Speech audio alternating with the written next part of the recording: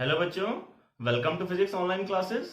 आज हम विद्युत धारा वाले चैप्टर में पढ़ने जा रहे हैं विद्युत धारा और अपवहन वेग के बीच संबंध। आप जानते हैं हमने अपने पिछले वीडियो में विद्युत विभवांतर और अपवहन वेग के बीच हमने संबंध निकाला था, यानी वीडी और कैपिटल वी इनके बीच हमने संबंध कैलकुलेट किया था। आज हम आई विद्युत धारा और अपवहन वेग वीडी के बीच में संबंध स्थापित करेंगे। तो इसके लिए हम मान लेते हैं ये एक कोई चालक है, ये कोई चालक है और इसके अनुप्रस्थ काट का क्षेत्रफल कैपिटल ए है और इस चालक के सिरों के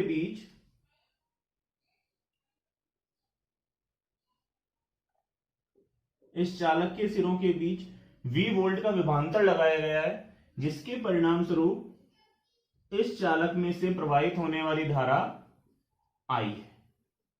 और हम जानते हैं कि जो विद्युत क्षेत्र उत्पन्न हो जाता है उसकी वजह से इलेक्ट्रॉनों पर बल लगता है। इस तरह से बल लगेगा इलेक्ट्रॉनों पर और ये गति करेंगे।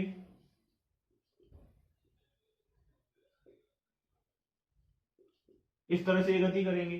तो हम इस चालक पर एक परिच्छेद मान लेते हैं।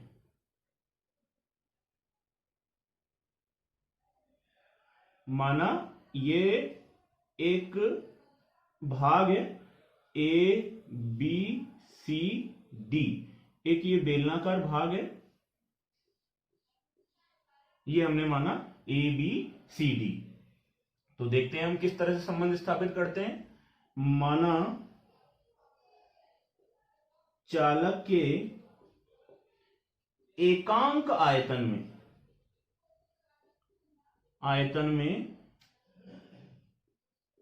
इलेक्ट्रॉनों की संख्या मान ली हमने स्मॉल n, यानी इस चालक का जो इलेक्ट्रॉन घनत्व है वो हमने स्मॉल n मान लिया, यानी स्मॉल n इलेक्ट्रॉन प्रति आयतन इसमें इलेक्ट्रॉन है। इसी तरह से ये वाला जो भाग है, ये जो भाग ए बी सी डी भाग है, इसके अनुप्रस्थ काट का क्षेत्रफल तो a है और ये a से d भाग की जो चौड़ाई है वो हम मान लेते हैं डेल x। तो इस ए बी सी डी भाग का आयतन क्या होगा, आप देख सकते हैं ये एक बेलनाकार भाग है और बेलनाकार भाग का जो आयतन होता है वो होता है पाई आर स्क्वायर एच। तो पाई आर स्क्वायर तो क्षेत्रफल हो गया और एच उसकी ऊंचाई हो गई या लंबाई हो गई। तो यहां बेलन की लंबाई तो डेल एक्स है और यहां अनुप्रस्थ काट का क्षेत्रफल ए है। तो हम आयतन कह सकते हैं इस भाग का कितना हो गया, ए डेल एक्स। तो भाग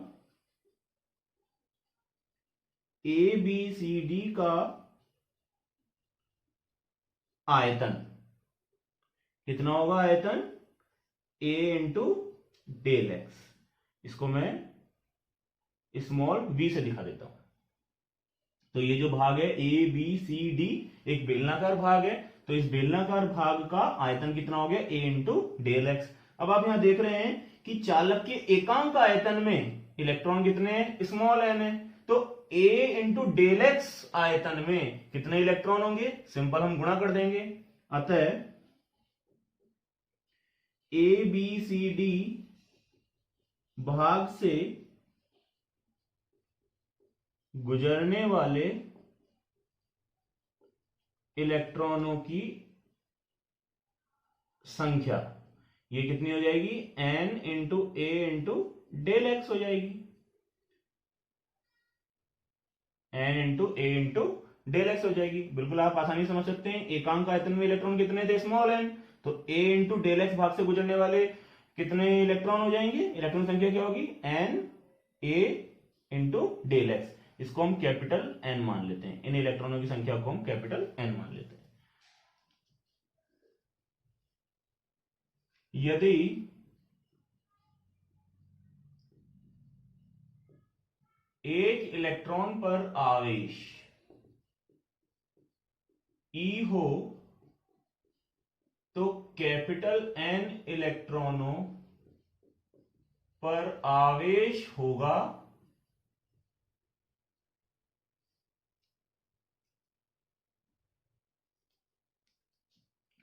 आवेश होगा Q equals to del Q equals to Ne।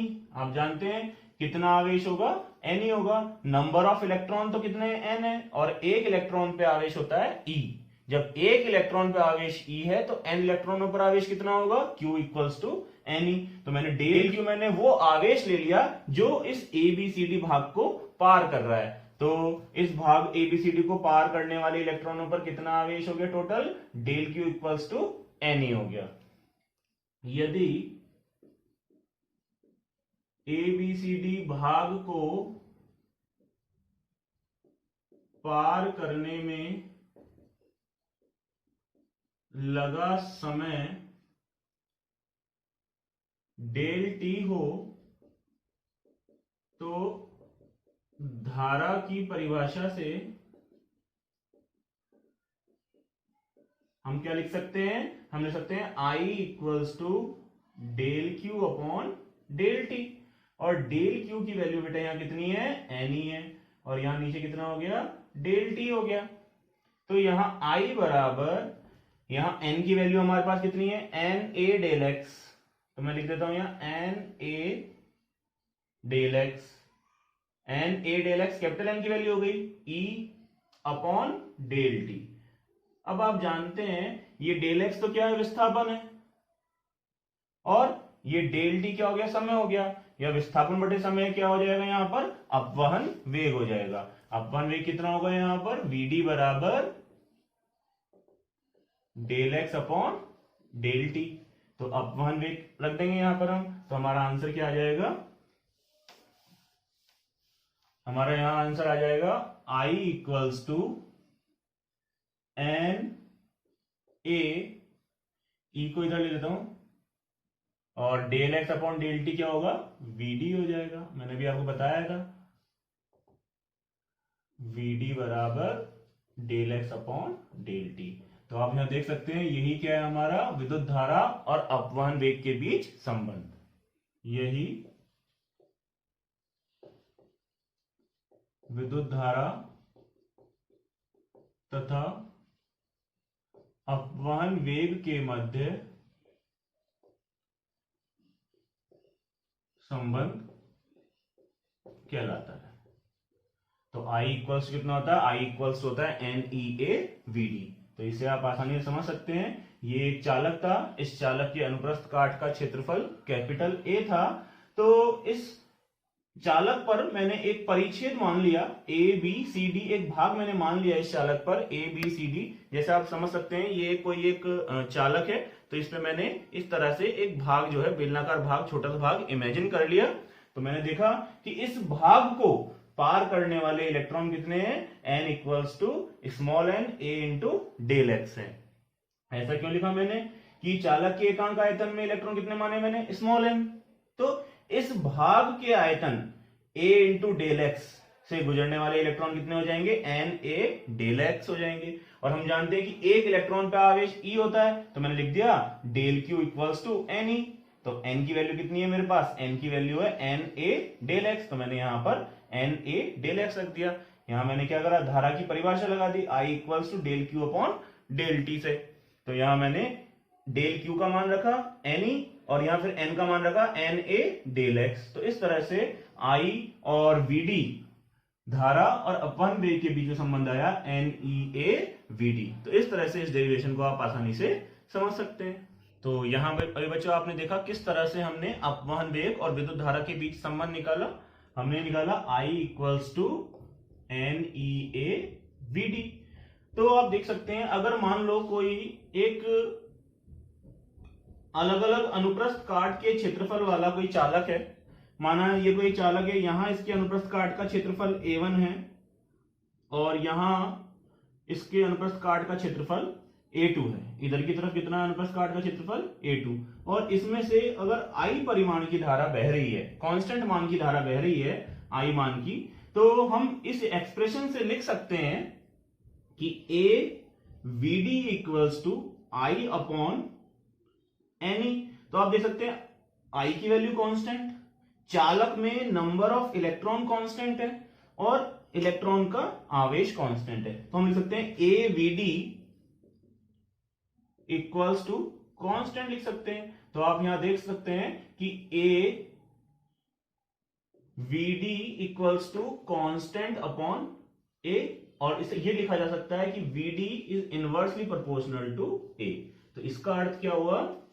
इसका अर्थ यहां ये है कि जो अपवहन वेग है वो चालक के अनुप्रस्थ काट के क्षेत्रफल के व्युत्क्रमानुपाती होता है। तो आप यहां देख भी पा रहे हैं, यहां पे अनुप्रस्थ काट का क्षेत्रफल कैसा है? ज्यादा है, तो यहां VD की वैल्यू कैसी हो जाएगी? VD की वैल्यू कम हो जाएगी। लेकिन यहां पर अनुप्रस्थ काट का क्षेत्रफल कम है, तो यहां VD यानी अपवहन वेग की वैल्यू ज्यादा हो जाएगी। तो हमें ये रिलेशन भी ध्यान रखना चाहिए। इसी को हम इस तरह से लिख सकते हैं, A1 VD1 equals to A2 VD2। तो ये कहलाता है अपवहन वेग और चालक के क्षेत्रफल के बीच में संबंध। इसी तरह बच्चों, हमने अपने पिछले वीडियो में अपवहन वेग और विभवांतर के बीच संबंध निकाला था। तो वो कुछ इस तरह का आया था, VD equals to E tau upon ML, ये V यानी E tau V upon ML, इस तरह का हमने संबंध निकाला था। तो यहां भी हम ध्यान रखेंगे कि एक चालक के लिए E टॉ और ML कांस्टेंट क्वांटिटी होती हैं, तो ये सब कांस्टेंट है। तो E tau upon ML constant होने पर हम क्या लिख सकते हैं कि जो अपवहन वेग है वो चालक पर आरोपित विभवांतर के समानुपाती होता है। तो ये कुछ रिलेशन है जो इन एक्सप्रेशन से ही निकल के आ रहे हैं, हमें ध्यान रखने चाहिए। यहां ये बात का ध्यान रखेंगे कि अपवहन वेग चालक की लंबाई पर निर्भर नहीं करता है। इसी तरह से मैंने कल एक एक्सप्रेशन ये निकाला था कि VD equals to E tau upon M और E, और इसको मैंने सदिश रूप में कुछ इस तरह से लिखा भी था, इस तरह से लिखा था। तो यहां ये इक्वेशन क्या बता रही थी? यहां इक्वेशन ये बता रही है कि जो अपवहन वेग है वो विद्युत क्षेत्र जो उत्पन्न हुआ था उसकी विपरीत दिशा में, यानी इलेक्ट्रॉन विद्युत क्षेत्र के विपरीत दिशा में अपवहन गति कर रहे हैं। तो अगर मैं इस एक्सप्रेशन को इस तरह से लिखूं परिमाण के रूप में, तो यहां आप देख सकते हैं कि ये वाली जो क्वांटिटी है ये एक कांस्टेंट क्वांटिटी है। E टॉ अपॉन M कैसा है? कांस्टेंट है। हम ऐसा मान लें कि चालक का ताप कांस्टेंट है, तो चालक का ताप कांस्टेंट होने पर उसके लिए विश्रांति काल का मान कांस्टेंट हो जाता है, और द्रव्यमान इलेक्ट्रॉन का कांस्टेंट होता है, और आवेश भी इलेक्ट्रॉन का कैसा होता है? कांस्टेंट होता है। तो हम एक निश्चित ताप पर, एक नियत ताप पर ये सारी क्वांटिटी को हम कांस्टेंट मान सकते हैं। तो हम जब ऐसा मानते हैं तो आप देख सकते हैं कि VD समानुपाती होता है E के, यानी अपवहन वेग, इलेक्ट्रॉन का अपवहन वेग जो विद्युत क्षेत्र उत्पन्न हो रहा है उसके समानुपाती होता है। तो बच्चों ये कुछ रिलेशन है जो हमें ध्यान रखने चाहिए। यहां ये जो क्वांटिटी है E टॉ अपॉन M, इसे हम कहते हैं गतिशीलता। तो इसको हम इस तरह से लिखा जाता है, VD equals to mu E, जहां म्यू एक समानुपाती नियतांक है जिसे इलेक्ट्रॉनों की गतिशीलता कहते हैं। तो आप यहां देख भी सकते हैं, ये म्यू है ये किसके इक्वल हो जाएगा? ये mu E tau upon M के इक्वल हो जाएगा। अगर मैं इक्वेशन 1 और 2 की अगर मैं तुलना करूं, इक्वेशन 1 व 2 की तुलना करने पर आप यहां देख सकते हैं कि म्यू जो है, म्यू ये किसके इक्वल है? E टॉ अपॉन M के इक्वल है। तो एक नियत ताप पर, एक निश्चित ताप पर ये quantity E tau upon M कैसी होती है? नियत होती है, कांस्टेंट होती है, और इसी क्वांटिटी को हम इलेक्ट्रॉनों की गतिशीलता भी कहते हैं। तो यहां से आप इसकी गणितीय परिभाषा भी बना सकते हैं। तो यहां से गणितीय परिभाषा क्या बन रही है गतिशीलता की? गतिशीलता की परिभाषा बन रही है mu equals to VD upon E, यानी इसको मैं इस तरह से लिख सकता हूं, चालक पर इकाई विद्युत क्षेत्र लगाने पर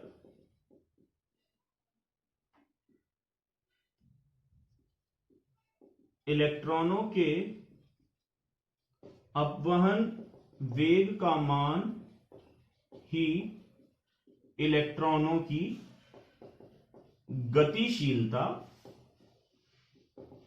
होती है। तो आप देख भी सकते हैं E की वैल्यू अगर मैं एक रख दूं, एकांक रख दूं, अगर E एकांक हो तो म्यू इक्वल टू कितना हो जाएगा, VD हो जाएगा। तो इस एक्सप्रेशन को पूरी तरीके से इस प्रकार लिखा जा सकता है, mu equals to VD upon E, और ये किसके इक्वल है, E टॉ अपॉन M के इक्वल है। तो ये होती है हमारी गतिशीलता, मोबिलिटी कहते हैं इसे।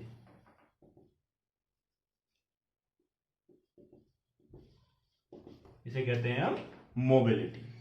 तो आई होप आप लोगों को आज के टॉपिक समझ में आए होंगे। मैंने पहले आपको विद्युत धारा और अपवहन वेग के बीच संबंध स्थापित कराया, और फिर मैंने अपवहन वेग और विभवांतर के बीच में क्या रिलेशन होते हैं उसको समझाया। उसी तरह से धारा और अपवहन वेग के बीच क्या रिलेशन होता है वो बताया, और आपको मैंने गतिशीलता का कॉन्सेप्ट समझाया। तो यहां से आप गतिशीलता का इजीली मात्रक भी निकाल सकते हैं। तो गतिशीलता का मात्रक क्या होगा, अगर मैं गतिशीलता का मात्रक देखूं तो आपको यहां दिखाई दे रहा होगा mu equals to VD upon E, और VD वेग है, वेग का मात्रक होता है मीटर प्रति सेकंड होता है, और जो E है इसका मात्रक होता है वोल्ट प्रति मीटर। तो इसको मैं लिख सकता हूं, तो म्यू का मात्रक हो जाएगा metre square upon volt into second. तो इस तरह से आसानी से आप म्यू का मात्रक कैलकुलेट कर सकते हैं। और इसका दूसरा मात्रक भी क्या हो जाएगा, म्यू का मात्रक, वेग का मात्रक तो वही मीटर प्रति सेकेंड, और विद्युत क्षेत्र का जो दूसरा मात्रक होता है वो न्यूटन प्रति कूलाम होता है। तो हम इसको ऐसे भी लिख सकते हैं, म्यू मात्रक बराबर मीटर इंटू कूलाम बटे न्यूटन इंटू सेकेंड। तो इस तरह से हम आसानी से इस म्यू यानी गतिशीलता का मात्रक कैलकुलेट कर सकते हैं। अब यहां इसका हम वीमा सूत्र भी निकाल सकते हैं।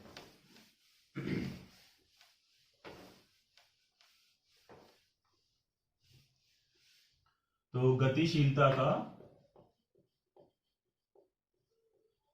वीमा सूत्र, तो हम यहां देख रहे हैं कि म्यू इक्वल्स टू है VD अपॉन E, और E विद्युत क्षेत्र होता है F अपॉन Q। तो VD और यहां E हो गया F अपॉन Q। तो इसको लिखा जा सकता है VD into Q upon F।